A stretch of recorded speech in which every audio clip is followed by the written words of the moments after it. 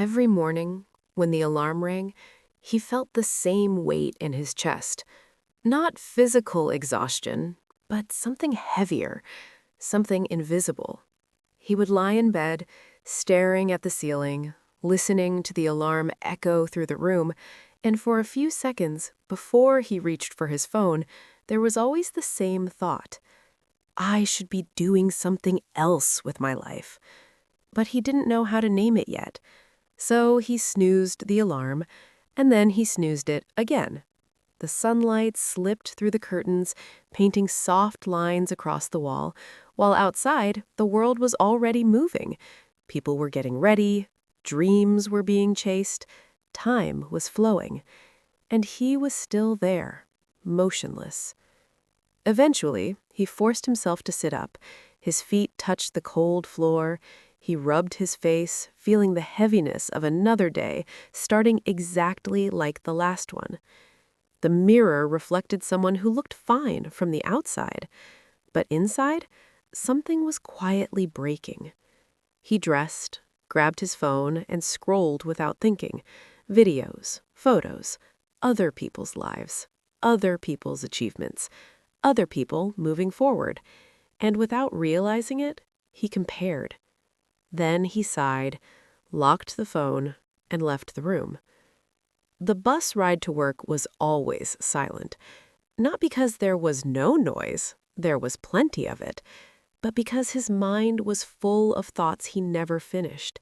He sat by the window watching the city pass by, buildings, people, traffic, coffee shops, dreams happening everywhere, and he wondered, quietly, what am I actually building?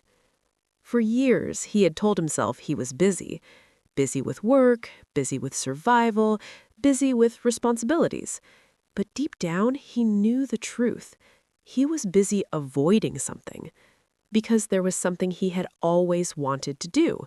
Something that had once made his heart beat faster. Something he had once believed could change his life. He used to imagine scenes in his head. Characters, dialogues, endings, beginnings. But every time he thought about actually sitting down to write, a familiar voice appeared. You're not ready yet. You need more time. You'll do it tomorrow. And tomorrow kept moving further away. At work, he did what he was supposed to do.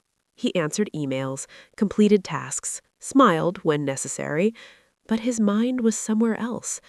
Sometimes he would stare at his computer screen and imagine a different life, a life where he woke up excited, a life where his work felt meaningful, a life where his book was real. But then the moment passed, and reality pulled him back. When the day ended, he felt tired, not because of effort, but because of emptiness. And that was the worst kind of tired. That night, sitting at home, eating dinner alone, he checked his phone again. And that's when he saw the photo. It was his friend, smiling, alive, floating through the sky with a parachute behind him. Pure freedom, pure joy, the kind of smile that comes from someone who is actually living. And suddenly, something inside him cracked. Not envy, but pain. Because in that moment, he realized something painful. His friend wasn't special. He wasn't lucky. He was just brave enough to move. And he wasn't. He wasn't failing because he was incapable.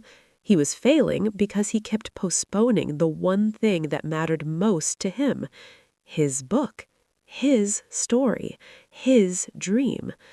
He put the phone down, his chest heavy, his eyes fixed on the table. And for the first time in years, he didn't distract himself. He let the feeling stay. That night, when he lay in bed, he didn't scroll. He didn't watch videos. He didn't escape. He just stared at the ceiling.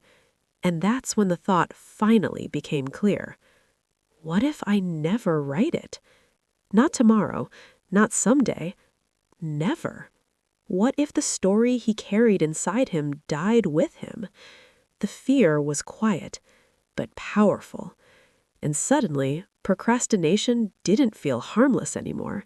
It felt like slow self-destruction. The next morning, something changed. Not dramatically, not magically, but something real. He still felt tired, he still doubted himself, but he sat at his desk. He opened his notebook, and for the first time in years, he didn't wait for inspiration. He wrote one sentence, then another, then another. They weren't perfect, they weren't beautiful, but they were real, and that was enough. Days passed. Some days were good, some days were terrible. Sometimes the words flowed, sometimes they didn't. But something was different now. He was no longer waiting for inspiration, he was showing up. And slowly, something inside him began to change.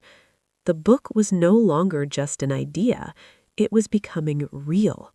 One imperfect page at a time.